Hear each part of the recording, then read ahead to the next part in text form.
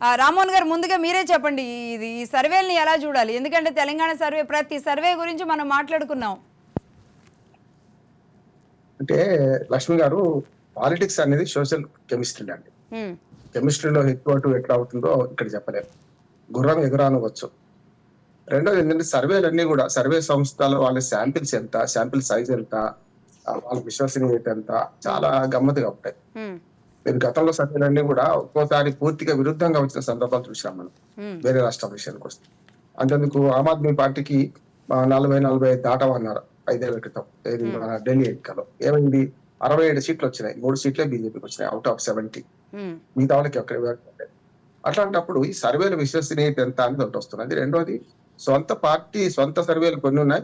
మీరన్న స్వతంత్ర సర్వేలు కూడా ఉన్నాయి. సర్వేలు మొత్తం తీసి పారేయలేం కానీ ఆ శాంపిల్ సైజుని బట్టి, వాళ్ళు క్షేత్రస్థాయిలో పనిచేసిన దాన్ని బట్టి కొంచెం అటు ఇటుగా ఉంటాయి. అట్లాగే ఈ సర్వేలు కూడా రోజు రోజుకి మారుతుంటాయి. నిన్నటి సర్వే వేరు, ఇంకా 2 నెలల తర్వాత ఏమవుతుందో చెప్పలేం కదా మనం. ఉమ్, ఇప్పుడు ఉదాహరణకు నిన్న మొన్న రాజకీయ పరిణామాలు ఆంధ్రప్రదేశ్ లో చాలా వేగంగా జరుగుతున్నాయి. చంద్రబాబు నాయుడు గారు అటు వెళ్ళొచ్చారు, ఆయన ఇల్లు ఇటు అవుట్ అన్నట్టు. ఇప్పుడు ఇవాళ మరి జగన్మోహన్ రెడ్డి గారు ఇవాళ ప్రధానమంత్రి కలిసి వచ్చారు. అవును. అమిత్ షా చంద్రబాబు నాయుడు కలిస్తే మరి వీరేమో ఎన్నికల హామీల మనకి అప్పటి హామీల కోసం జగన్మోహన్ రెడ్డి గారు వచ్చారు. ఉమ్, అందుకనే ఇవన్నీ కూడా ఒకటి వెంట ఒకటి జరుగుతున్న పరిణామాల్లో రోజు రోజు రాజకీయ పరిణామాలు వేరుగా ఉంటాయి. అందుకని సోషల్ కెమిస్ట్రీ అన్నారు. రెండోది ఏంటంటే, ఇప్పుడు 2 పార్లమెంట్ సర్వే విషయాల్లో మీరు చెప్పిన సర్వే ఏదైతుందో దానిలో 2 రకాలు ఉన్నాయి. అంతకుముందు కూడా ఒకసారి 2014 ఎన్నికలప్పుడు 69 సీట్లు వచ్చిన వైసీపీకి, టీడీపీకి మధ్య పెద్ద తేడా అయింది. 1.5-2% మాత్రమే. మొన్నటికి మొన్న 151 సీట్లు వచ్చినప్పుడు మాత్రం తేడా చాలా ఉన్నది. విడిపోతే చెడిపోయారు. చూసినాం కదా, అంతకుముందు కలిసి ఉంటే కలదు సుఖం అన్నట్టు. ఉమ్, మీరు పార్లమెంట్ ఎన్నికల్లో కూడా కలిసి ఉండడం, అసెంబ్లీ ఎన్నికల్లో కలిసి ఉండడం వల్ల జనసేన, రైట్. బీజేపీ, టీడీపీ అప్పుడు వేరుగా ఉన్నది. 2018 వేరుగా ఉన్నది కదా.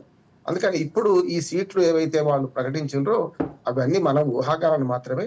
ఉమ్. వీటిని నమ్ముకొని పోతే, మీరు ఇంతకుముందు ఒక మంచి మాట అన్నారు. టీఆర్ఎస్ ఏమైంది? వీటిని నమ్ముకొని ఎగ్జిట్ పోల్స్ దాకా ఎదురు చూస్తే అన్నిటిని 3 నమ్ముకోలేదు, సంవత్సరాలు. అన్ని సర్వేల్ని బీఆర్ఎస్ నమ్ముకోలేదు. ఒకే ఒక్క సర్వే నమ్ముకొని ఎగ్జిట్ పోల్స్ ని దాని అవును. మీద కేటీఆర్ గారు కూడా ముందు రోజు ఏం మాట్లాడారో చూసాంగా. బట్ లైట్ తీసుకోవడానికి కూడా అవును. లేదని చెప్పడానికి ఆ ఎగ్జాంపుల్ చెప్పారు.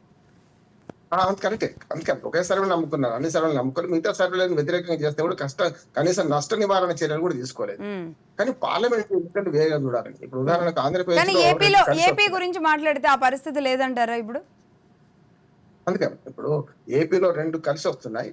కలిసి వచ్చే క్రమంలో జగన్మోహన్ రెడ్డి గారి గత 5 ఏళ్ల పరిపాలన తీరు చూస్తారు. అట్లాగే అక్కడ ఈ ఎంపీలు ఏం చేశారన్నది కూడా ఒక ప్రస్తావనకు వస్తది. ఇప్పుడు రైట్. 22 మంది ఎంపీలు, వైసీపీ ఎంపీలు ఏం చేశారనే ప్రస్తావనకు వస్తది. 2 ఉంటాయి. అసెంబ్లీ అంటే క్రాస్ ఓటింగ్ కూడా జరగొచ్చు కదా. అసెంబ్లీ కో రకంగా, పార్లమెంట్ కో రకంగా చేయొచ్చు. మనం తెలంగాణ అసెంబ్లీ ఎన్నికలు చూసినాం కదా గతంలో 2018లో చూస్తే మీకు పార్లమెంట్ కో రకంగా, అసెంబ్లీ కో రకంగా చేశారు. అవును. సారు 16 9 వచ్చినాయి. కానీ ఉమ్. ఇప్పుడు ఈసారి తగ్గిపోతున్నాయి అంటారు. అందుకని 2 కాంగ్రెస్ పార్టీ రాష్ట్రంలో అధికారంలో ఉంది, కేంద్రంలో బీజేపీ అధికారంలో ఉంది. ఉమ్. అట్లాగే ప్రాంతీయ పార్టీలేమో రాష్ట్ర వ్యవస్థలు కొట్లాడుతుంటే, రైట్.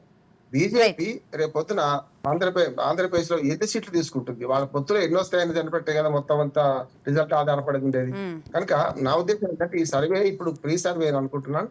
ఇంకో నెల 2 నెలల తర్వాత వచ్చే సర్వేలు వేరుగా ఉంటాయని నేను అనుకుంటున్నాను. ఓకే అండి.